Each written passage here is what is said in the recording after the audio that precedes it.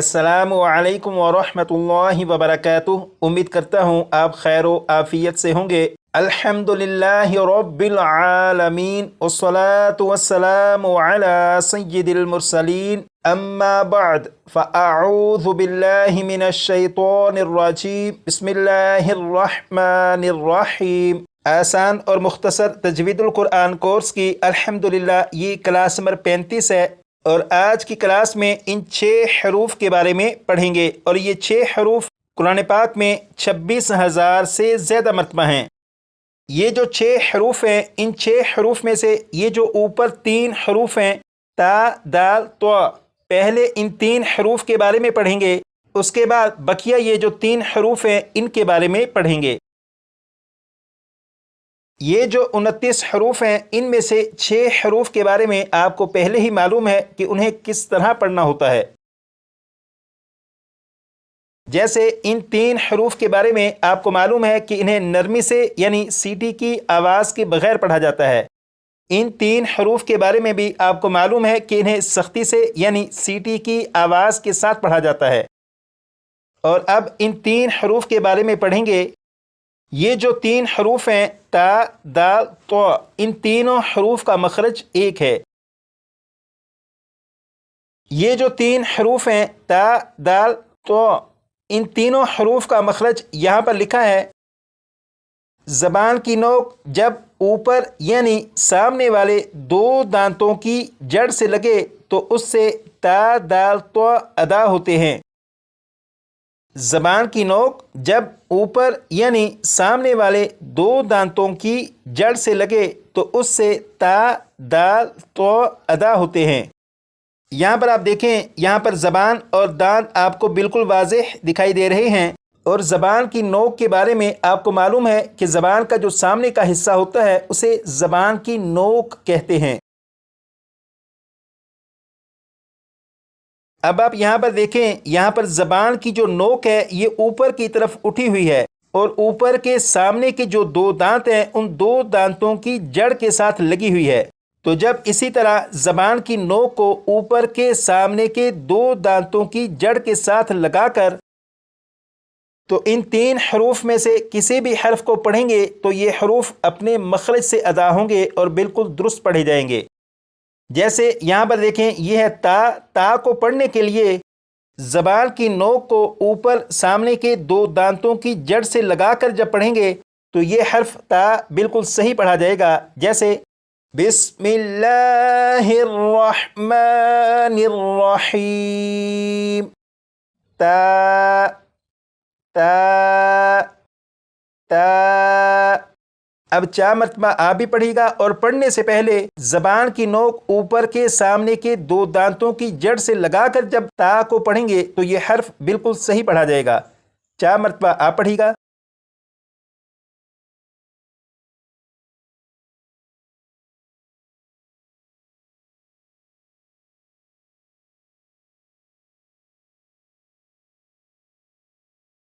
अब ये जो हर्फ है दाल, इसे पढ़ेंगे और दाल को पढ़ने के लिए ज़बान की नोक ऊपर के सामने के 2 दांतों की जड़ से लगाकर जब दाल को पढ़ेंगे तो ये हर्फ भी बिल्कुल सही पढ़ा जाएगा। जैसे दाल दाल दाल। 4 मरतबा पढ़ेगा।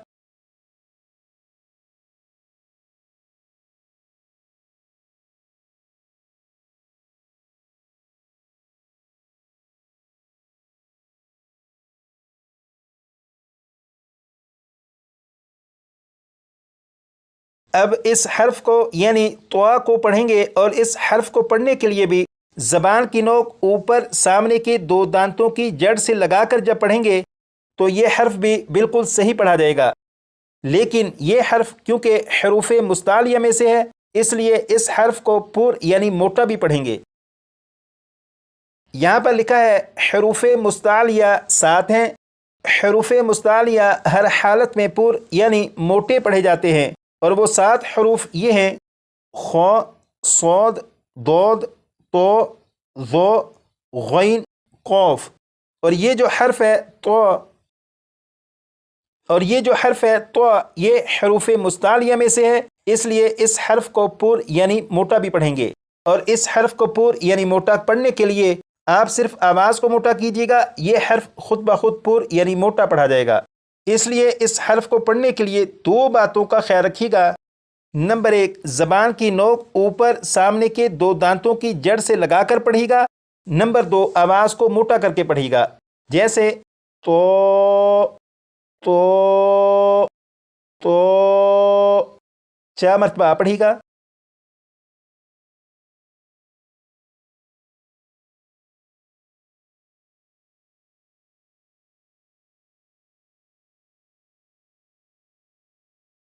یہ جو 3 حروف ہیں، ان 3 حروف کو پڑھنے کا طریقہ آپ کو معلوم ہو چکا۔ آپ اپنے طور پر ان کی بھرپور پریکٹس کر لیجئے گا۔ جتنے زیادہ پریکٹس آپ کریں گے اتنا زیادہ آپ کے پڑھنے میں بہتری آئے گی انشاءاللہ تعالی۔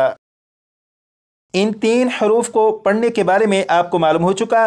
اب ان 3 حروف کو ان کے مخرج اور صفت کے مطابق پڑھنا سیکھیں گے۔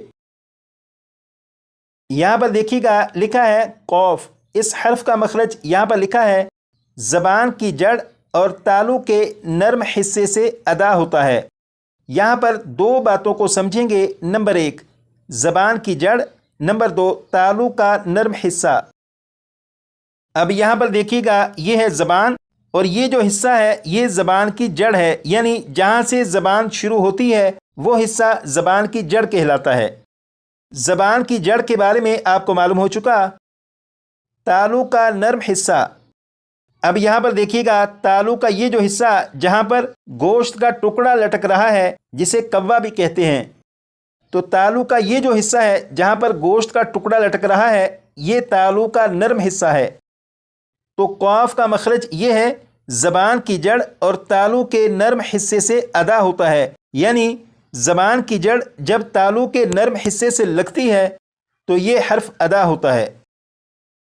قاف کا مخرج تو آپ کو معلوم ہو چکا، اور قاف کی جو صفت ہے وہ یہ ہے قاف کو پور یعنی موٹا پڑھتے ہیں، کیونکہ قاف حروف مستعلیہ میں سے ہے اور حروف مستعلیہ ہمیشہ پور یعنی موٹے پڑھے جاتے ہیں۔ اس حرف کو بالکل درست پڑھنے کے لیے اگر آپ دو باتوں پر خاص توجہ دیں گے تو یہ حرف بالکل درست پڑھا جائے گا۔ نمبر ایک، اس حرف کو پڑھنے سے پہلے زبان کی جڑ کو تالو کے نرم حصے سے لگا لیجیے گا۔ جب آپ زبان کی جڑ کو تالو کے نرم حصے سے لگا چکیں، نمبر دو، قاف کو جب پڑھنا شروع کریں تو آواز کو موٹا کر لیجیے گا۔ جب آپ زبان کی جڑ کو تالو کے نرم حصے سے لگانے کے بعد قاف کو پور یعنی موٹا پڑھیں گے تو یہ حرف بالکل درست پڑھا جائے گا۔ جیسے اسے 3 مرتبہ میں پڑھوں گا، اس کے بعد 4 مرتبہ آپ پڑھیے گا۔ بسم اللہ الرحمن الرحیم، قاف قاف قاف، 4 مرتبہ آپ پڑھیے گا۔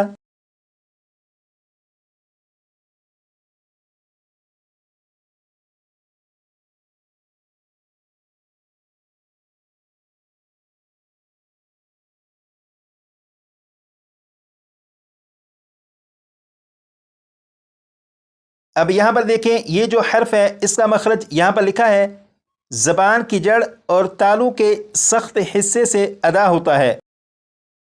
یہاں پر بھی دو باتوں کو سمجھیں گے۔ نمبر ایک، زبان کی جڑ، نمبر دو، تالو کا سخت حصہ۔ زبان کی جڑ کے بارے میں تو آپ کو معلوم ہے کہ یہ جو حصہ ہے یہ زبان کی جڑ ہے، یعنی جہاں سے زبان شروع ہوتی ہے اسے زبان کی جڑ کہتے ہیں۔ اور تالو کا جو سخت حصہ ہے یہاں پر آپ دیکھیں جہاں پر تالو کا نرم حصہ ہوتا ہے اس سے تھوڑا سا آگے تالو کا سخت حصہ ہوتا ہے۔ تو کاف کا مخرج یہ ہے زبان کی جڑ اور تالو کے سخت حصے سے ادا ہوتا ہے۔ اس حرف کا مخرج تو آپ کو معلوم ہو چکا، اور اس کی صفت یہ ہے کہ اس حرف کو باریک پڑھا جاتا ہے۔ باریک پڑھنے سے مراد یہ ہے کہ جو آپ کی نارمل آواز ہے، جب آپ نارمل آواز میں پڑھیں گے تو یہ حرف باریک پڑھا جائے گا۔ اس حرف کی ادائیگی بالکل مشکل نہیں، یہ حرف آپ یقیناً پہلے بھی درست پڑھتے ہوں گے۔ اب اس حرف کو 3 مرتبہ میں پڑھوں گا اور 4 مرتبہ آپ پڑھیے گا، جیسے کاف کاف کاف، 4 مرتبہ آپ پڑھیے گا۔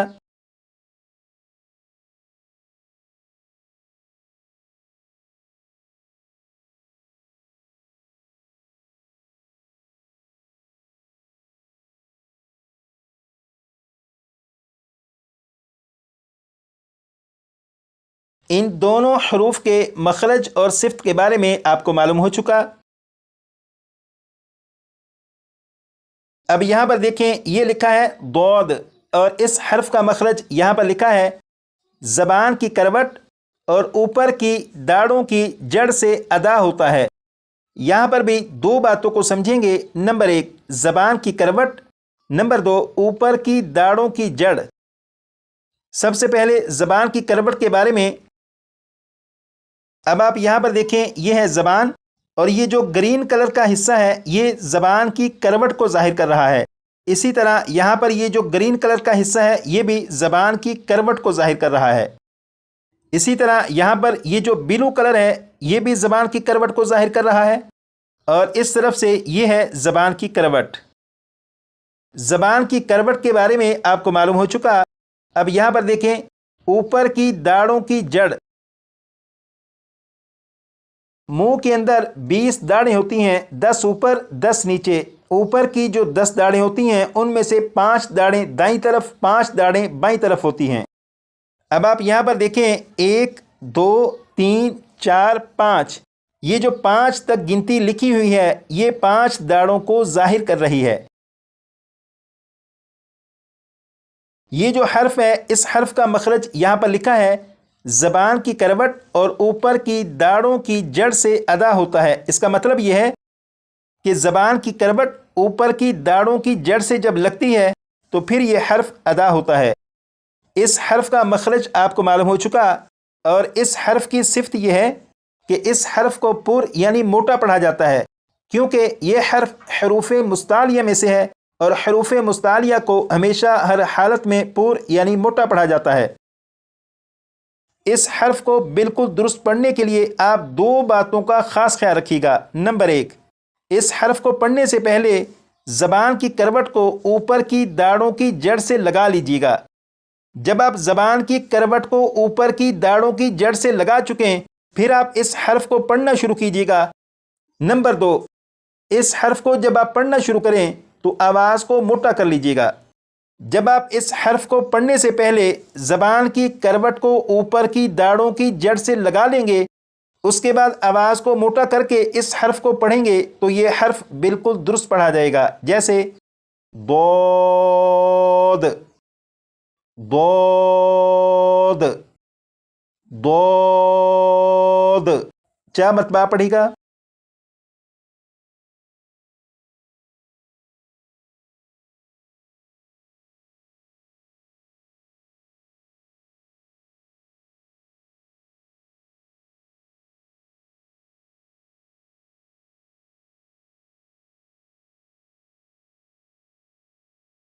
ان 3 حروف کے مخرج اور صفت کے بارے میں آپ کو معلوم ہو چکا۔ ان حروف کی بھی بھرپور پریکٹس کر کے انہیں اچھی طرح یاد کر لیجیے گا۔